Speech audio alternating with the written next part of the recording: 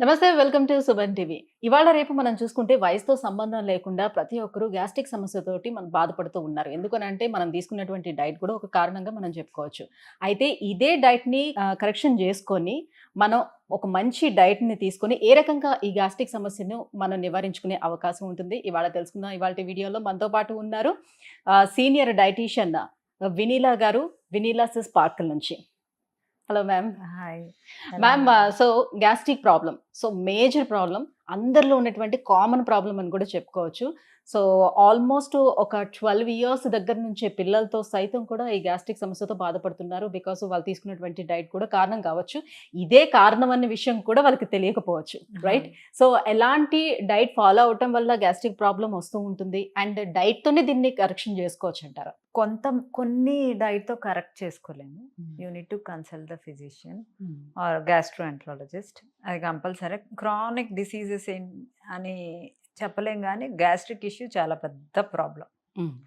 అసలు gastric issues పలు రకాలుగా ఉంటది. అంటే కొంతమందికి డైజెషన్ ఇష్యూస్ ఉంటాయి కొన్ని తింటే. అవును. అవి తిన్నా కూడా గ్యాస్ట్రిక్ రాకూడదు అని అడుగుతా ఉంటారు. అలా అలా అయితే కుదరదనమాట. అవి పడనివి పక్కన పెట్టేసేయాలి. ఓకే. సో కొంతమందికి ఈ వెజ్ ప్రోటీన్ తింటే గ్యాస్ట్రిక్ ఇష్యూ వస్తూనే ఉంటుంది. ఓకే. కొంతమందికి తిన్నది అంటే ఆయిలీ ఐటమ్స్ తింటే ఇట్లా పైకి మంటలాగా వస్తూ ఉంటుంది. రిఫ్లెక్స్ అవుతూ ఉంటుంది. కొంతమందికి గట్ ఇష్యూస్ ఉంటాయి. అసలు ఏంటి గ్యాస్ట్రిక్ ఇష్యూ అనేది ఒకటే పేరు. బట్ ఎలాంటి ఎన్ని రకాలుగా ఉంటుంది అనేది. ఎన్ని రకాలుగా ఉంటుంది ఒక్కొక్క దానికి ఒక్కొక్కటి అనమాట. అసలు ముందు మీ సింటమ్స్ని బట్టి ఫిజిషియన్ని కలిసి ఆయన కూడా డైట్ మార్చమంటారు. సో డైట్ ఏమన్నా కావాలి అంటే కూడా డైట్ మనం ఇలా ఈ విధంగా పాటించవచ్చు. యూజువల్గా మన టమ్మీ అనేక ఫుడ్స్ని యాక్సెప్ట్ చేయలేదు. అంటే అది కన్ఫ్యూజ్ అవుతూ ఉంటుంది. అది గ్యాస్ట్రిక్ ఇష్యూ ఉండే వాళ్ళకి ఈజీగా డిస్టర్బ్ అవుతూ ఉంటుంది. ఒకరోజు ప్రాసెస్డ్ ఫుడ్, ఒకరోజు బిర్యానీ, ఒకరోజు కాంటినెంటల్, ఒకరోజు రోజుకొకటి. సో అందుకని అది డిస్టర్బ్ అయ్యేదే, ఆ గట్ లైన్ కూడా పాడయ్యేదే ఇలాంటి ఫుడ్స్ వల్లే ఆబ్వియస్గా. అంటే ఇప్పుడు గ్యాస్ట్రిక్ ప్రాబ్లం ఉండేవాళ్ళు లైక్ పెసరపప్పు తిన్నా లేకపోతే కందిపప్పు తిన్నా ఇబ్బంది అవుతుంది అని చెప్తూ ఉంటారు. పప్పు దినుసులు ఏవైతే ఉంటాయో అది ఈ సమస్య వచ్చిన తర్వాత తింటే ప్రాబ్లమా, లేకపోతే ఎవరు తిన్నా కూడా ఈ ప్రాబ్లం వస్తుంది అంటారా? అదే పెసరపప్పుని నానబెట్టి కడిగి చక్కగా బాయిల్ చేసుకున్నాక వెజిటబుల్స్తో కలిపి తింటే రాదు. అలా తినం కదా మనం. పప్పుగా తినాలి. సో వెజ్జీస్ కూడా మంచిగా బాయిల్ చేసి సాట్ చేసుకొని దాంట్లో పెసరపప్పు వేసుకొని దాల్ తినాలి అనుకుంటే సో ఆకుకూర ఎక్కువ వేసుకొని పప్పు చేసుకోవచ్చు, పప్పు తక్కువ వేసుకొని. ఒత్తి పప్పు మనం చేసుకుంటాం. అలా కాకుండా any vegetables or leafy vegetables mix చేసుకోవాలి అంతే. సో అలా చేసుకొని తినచ్చు. అసలు రోజు ఒకటే ఫుడ్, అదే గ్యాస్ట్రిక్ ఇష్యూ ఉండే వాళ్ళకి 45 days ఒకటే ఫుడ్ తినిపిస్తాం. ఇంక వేరే తినమన్నా. ఓకే. వాళ్ళకి మార్నింగ్ ఒకటే బ్రేక్ఫాస్ట్ పెడతా, మధ్యాహ్నం ఒకటే ఫుడ్ చెప్తా, అండ్ నైట్ కూడా ఒకటే ఫుడ్ చెప్తా. ఇలా 45 days చేసుకొని రమ్మంట. వాళ్ళకి పడే ఇంగ్రీడియంట్స్ ఏం తింటారు, మీకు ఏది తిన్నప్పుడు లేదు అనేది అడుగుతా.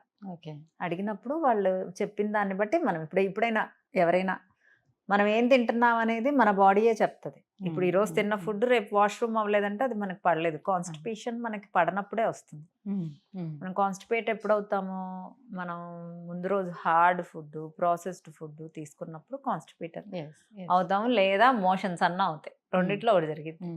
ఏది లేదు, హ్యాపీ మోషన్ అయిపోయింది, అంతా బాగుంది అంటే ఆ ఫుడ్ మీకు సూట్ అయినట్లు. సో ఏదన్నా అంటే మరి ఇప్పుడు ఈ 45 days ఒకటే రకమైన ఫుడ్ తీసుకుంటే స్టమక్ కి అదే అలవాటు అయిపోతుందేమో కదా. ఆ తర్వాత వేరే ఫుడ్ తీసుకున్నా కూడా వాళ్ళకి డైజెషన్ ప్రాబ్లమ్స్ ఏంటి? అదే వేరే ఫుడ్లు కూడా లైట్ గా, అంటే ఎక్కువ హెవీ ప్రాసెస్డ్ ఫుడ్స్ తినకుండా లైట్ ఫుడ్స్ తినటం ముందు అలవాటు చేయాలి, ముందు టమ్మీకి. ఆ తర్వాత ఎప్పుడన్నా తీసుకోవాలి. కానీ ఎప్పుడు వాళ్ళు గ్యాస్ట్రిక్ ఇష్యూ ఉండేవాళ్ళు వాళ్ళ లైఫ్ స్టైల్ని మార్చుకోకపోతే డాక్టర్ కూడా ఏం చేయలేరు. సో ఒకటే ఫుడ్, అంటే ఇప్పుడు మార్నింగ్ ఒక 2 ఇడ్లీ తింటున్నారు అనుకోండి చట్నీతో లేదా సాంబార్తో, అది కంటిన్యూ చేయమంటాం. మధ్యాహ్నం చక్కగా పెసరపప్పు అన్నం కిచిడీ లాగా తినమంటాం. అండ్ రాత్రి కర్డ్ రైస్ తినమంటాం.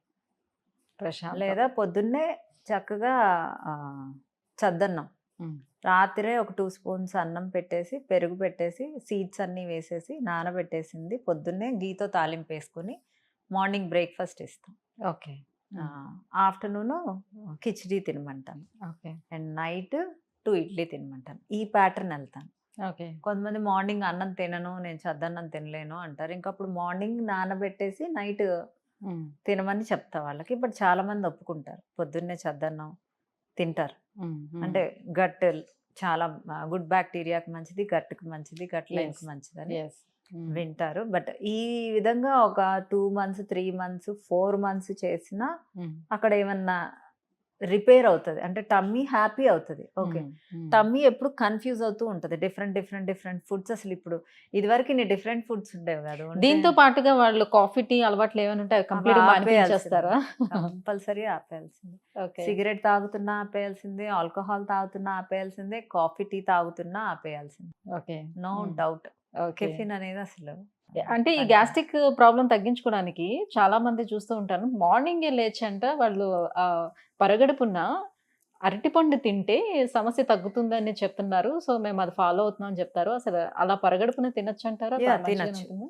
అది కూడా కరెక్టే. బట్ అరటిపండు చాలా మందికి పడదు. అది తిన్నప్పుడు కూడా కొంతమందికి బాగా తేపులు రావటము, డైజెషన్ ఇష్యూ రావటము, గ్యాస్ట్రిక్ ఇష్యూ రావటం ఉంటుంది. అది అది ఓకే. లేని వాళ్ళు తినొచ్చు. ఓకే. అదే పొద్దున్నే రాత్రి పెరుగులో నానబెట్టిన అన్నము, నెయ్యితో తాలింపు వేసుకొని తిన్నది, ఉల్లిపాయ వేసుకొని వాళ్ళకి ఏ ప్రాబ్లము రాదు. కడుపు చల్లగా ఉంటది. ఓకే.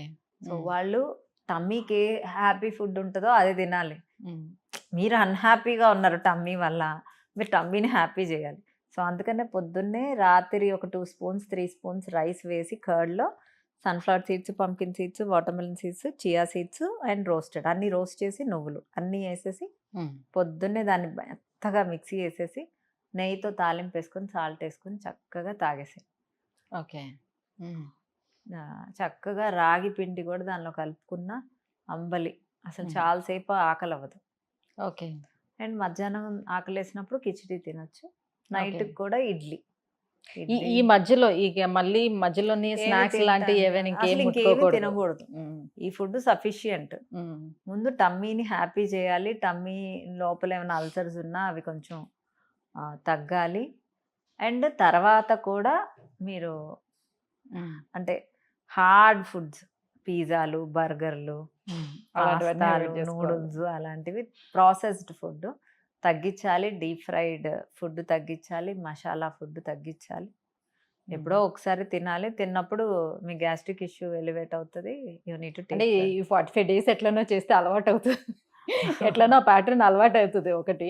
సెకండ్ థింగ్ రోజు ఒకటే రకమైన ఫుడ్ తినాలనంటే మా వల్ల కావట్లేదు అనే వాళ్ళకి ఏమైనా ఆప్షన్ ఇస్తారా? ఏదైనా చేంజెస్ చేస్తారా? ఇంకెప్పటికి అంటే గ్యాస్ట్రిక్ ఇష్యూ ఉంటే గనుక ఇంకా టాబ్లెట్స్‌లు ఏసుకుంటూ ఉండాలి. కొన్ని రోజులకి ఆ టాబ్లెట్స్ కూడా హ్మ్.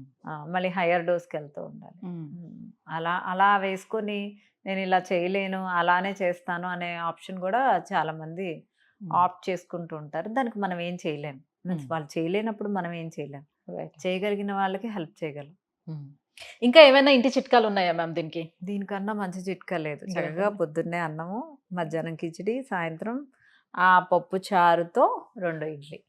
ఓకే. ఇంకా వేరేది ఏమీ చేయక్కర్లేదు. గ్యాస్ట్రిక్ ఇష్యూ మాక్సిమం తగ్గుతుంది. అయిపోయాక కూడా మీరు పాటించాల్సింది లైట్ ఫుడ్స్, గ్యాస్ రాని ఫుడ్స్ అండ్ వెజిటబుల్స్ ఎక్కువగా టోస్ట్ చేసుకొని, బాయిల్డ్ వెజిటబుల్స్ టోస్ట్ చేసుకొని, గట్ ఫుడ్స్, కర్డ్ హ్మ్. చక్కగా పొద్దున్నే చద్దన్నము ఇది ఇస్తూ మధ్యలో మీకు కావాల్సినవి తింటూ హ్మ్. అలా మెయింటైన్ చేయగలిగితే బెటర్. హ్మ్. ఒకప్పుడు చద్దన్నం పొద్దున్నే లేసి చక్కగా తినేవారు. బట్ రాను రాను కాలంలో ఏంటనంటే, సో చద్దన్నం తినడం వల్ల ఒళ్ళొచ్చేస్తది కాబట్టి, సో చద్దన్నాన్ని అవాయిడ్ చేయమని అట్లా దాన్ని అవాయిడ్ చేసుకుంటూ రావడం జరిగింది. నిజంగానే అలా జరుగుతదంటారా? సో ఆలోచించేది కూడా చాలా మంది ఇదే. ఇప్పుడే పొద్దున్నే నేను ఇంత చద్దన్నం వేసుకొని నేను తిన్నాను అని అంటే నాకు ఒళ్ళొస్తదేమో. వెయిట్ లాస్ కోసం ట్రై చేసేవాళ్ళు భయపడుతూ ఉంటారు గదా! అందుకని 2, 3 స్పూన్లు అన్నా అన్నం. ఆ, రైస్ ఇంకా అది మిస్ అయిపోయాను. రైస్ క్వాంటిటీ తగ్గించారు మీరు. ఆ. ఓకే. అదే మనం ఇప్పుడేమో అంత కష్టపడట్ల. పొద్దున్నే చద్దన్నం తిని ఓకే. పనులకెళ్ళేవాళ్ళు. ఆడవాళ్ళు ఇంట్లో దంచేవాళ్ళు, చిమ్మేవాళ్ళు, వంటలు ఓకే. మీరు చేసేవాళ్ళు. పొద్దున్నే మంచిగా చద్దన్నం తినండి అంటే ఇంత రైస్ ఆహా! వేసుకొని తినేసి. అందుకని 2, 3 స్పూన్లు రైసు అని 3 టైమ్స్ నేనదే చెప్పాను. ఓకే. ఇదే నోట్ చేసుకోవాలి. నేను కూడా మిస్ అయ్యాను చూసారా? ఈవెన్ దో కిచిడీలో కూడా పెసరపప్పు కిచిడీయే. ఆ! ఓన్లీ పెసరపప్పు, పచ్చిమిర్చి, అల్లము, ఆహ్, టొమాటో అండ్ ఆనియన్స్ ఏసి విజిల్స్ రానిచ్చేసి ఎనిపి నెయ్యితో తాలింపు వేసుకోవాలి. హ్మ్. దానిలో కూడా 1, 2 స్పూన్స్ అంటే ఇంత ముద్ద అన్నమే కలుపుకోవాలి. ఓకే. పెసరపప్పే తినాలి. ఓకే. అది కూడా వేపి నానబెట్టిన పెసరపప్పు. Right. Thank you ma'am. Thank you so much. So gastric సమస్యలు ఉండే వాళ్ళు వాళ్ళ డైట్‌లో ఎలాంటి చేంజెస్ చేసుకోవాలి అండ్ వంటింటి చిట్కాలు కూడా తెలియజేసినందుకు thank you so much. Thank you.